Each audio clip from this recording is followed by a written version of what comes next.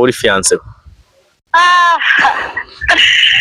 Akomana nuko abantu bajya bamenya n'urwego aho kuko. Yes, ndabashimiye cyane kandi mbahaye ikaze mwebwe mukomeje gukurikira Demi Empire. Umunsi dufite umuntu ntasanzwe. Bro, yes. Man, uri gusa neza bya hatari. Ni bisanzwe. Cameraman amfashe yereka abakunzi ba Demi Empire uburyo umuhungu wacu asa. Gucya rwose byo. Cameraman rwose namfashe yereke n'ibintu byanjye. Agakweto, agapantaro, agashati, usore uri fiti. Kazinzo njya kazinze kameze neza fresh. Bro, abakunzi ba Demi Empire bari bakumbuye cyane. Yes, bari bankumbuye cyane. Bakumbuye gira ngo benshi barakuzi. Baranzi yandi ni Jasper. Yes. Basanzwe banzaho kabisa. Yes, ni umuhungu wanyu Jasper, naho nje ni bega nk'ibisanzwe muranzi. Jasper, tugoye ikaze kuri Demi Empire. Murakoze cyane kuma ikaze kuri Demi Empire. Hashize igihe ntagera kuri ejo bundi sinzana nakubonye wakoze ikiganiro. Bari kuvuga ati uwo muhungu bundi ibintu bijyanye na fitness ubundi azikorera fitness n'ibisanzwe hari ahantu nanjye ngera mu weekend nkavuga nti ahantu ntakoreye agasiporo ntago byagenda neza, ariko ubundi ikintu cyitwa siporo gikora ryari gasiporo akenshi nkakora mvuye mu kazi nkitse imirimo cyagiye nyine uba wumva ugomba gurefreshinga ubwonko wakoze wananiwe. Yes. Nicyo gihe nkunze gukora gasiporo nimugoroba. Nihe gym ukoreramo? Gym nkoreramo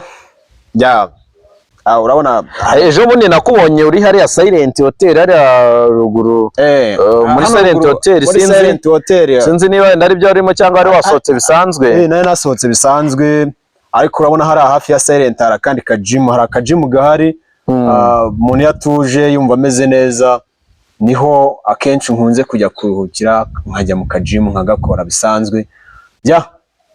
Yes, Jasper, ntago ntekereza ko umusore meze neza nkawe yabaho nta fiance afite ibintu ntago bibaho. Icyo kibazo ushobora kuba ukibaza, ariko ntabwo ari we wenyine.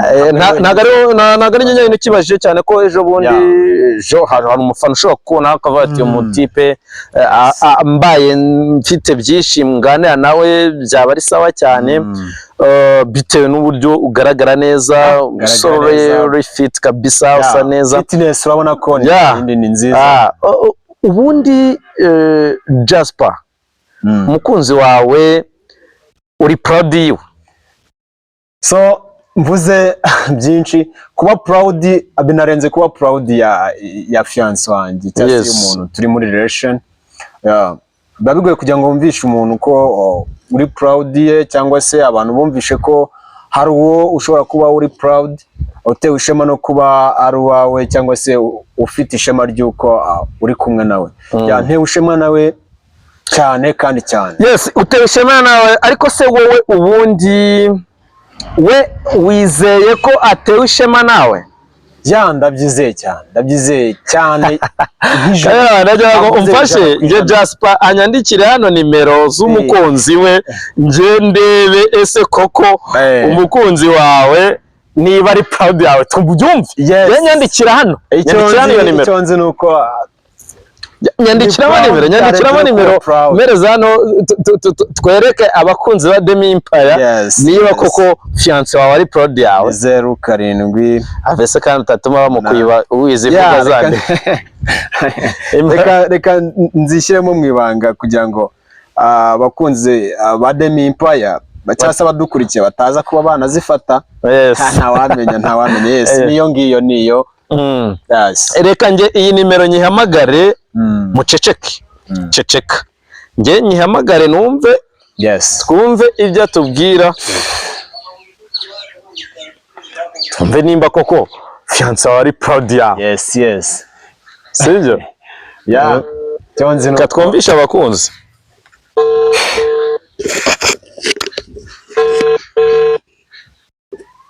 reka nizere ko biri buze. Harya yitwa Jessica? Yes, ni Jessica nkuko nabikubwiye, ni Jessica. Hello? Hello? Oui. Karame. Mwiriwe neza? Mwiriwe. Ni Jessica tuvugana? Ego niwe. Nje nitwa Mbega. Ya, sheri wawe yaratubwiye ngo tugusuhuze.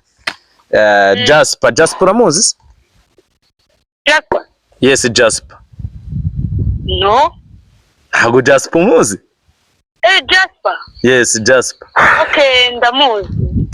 Yeah, Jasper, ubundi Jasper ni iki cyawe? Jasper, just a friend. Is a friend honorary? Is a friend honorary? Honorary? Nta kindi kintu cyinshi inyuma yawe na Jasper. Jasper ni ubushuti gusa? Ni ubushuti busanzwe Jasper rwose, nta kindi kintu. Jasper se ko yaratubwiye ko mukundana uri fiancé? Ntabwo nta nubwo abantu bajya bamenya n'urwego wariho kuko.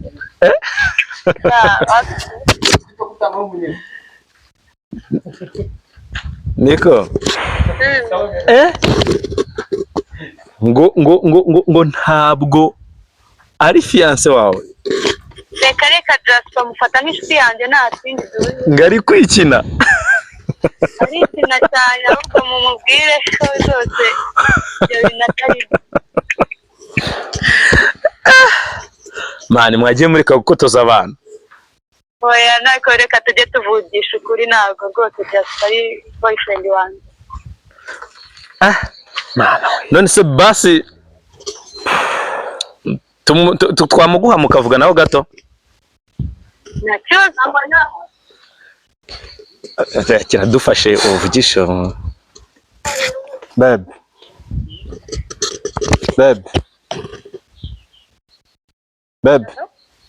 Hello? Jessica. Ni ibiki unkoreye koko? Ni ibiki unkoreye narakwizeye mana yanjye. Ni ibintu koko kuri televiziyo ndi kurebwa n'abantu magana, unkoze ibi bintu koko ntago mbyumva, ntago bisobanutse. Jessica,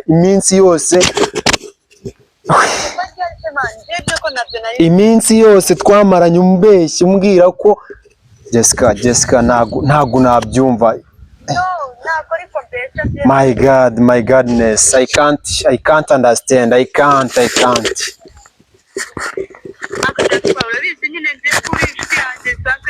Oya Jessica ntago nari nzi ko wankora ibi bintu, ntago mbyumva, ntago bisobanutse, ntago nari nzi ko wabinkora ko. Jessica, iminsi yose tumaranye igihe kirenga umwaka umbwira ko uri umukunzi. Jessica koko dufashe duhe telefone ho gatoya. Demi mbabarira, Demi tugisoreze hano. Jessica urakoze cyane, twagira ngo tuvugisheho gake. Ntabwo urakoze cyane, reka tugushimire Jessica.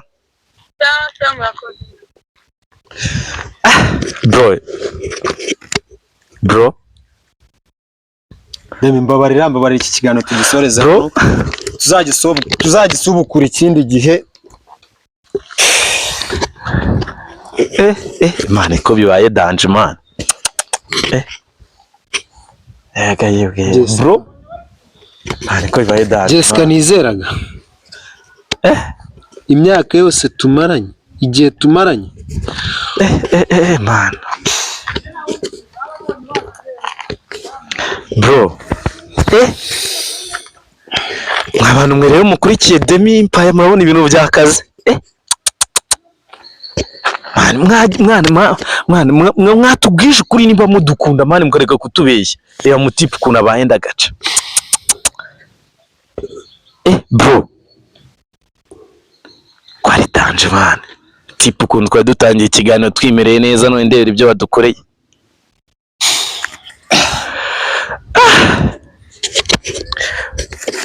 Bro kuki mbikubajije kwera bitumye ikiganiro cyacu gihagarara? Demi mbabarira iki kiganiro tugisubikire hano.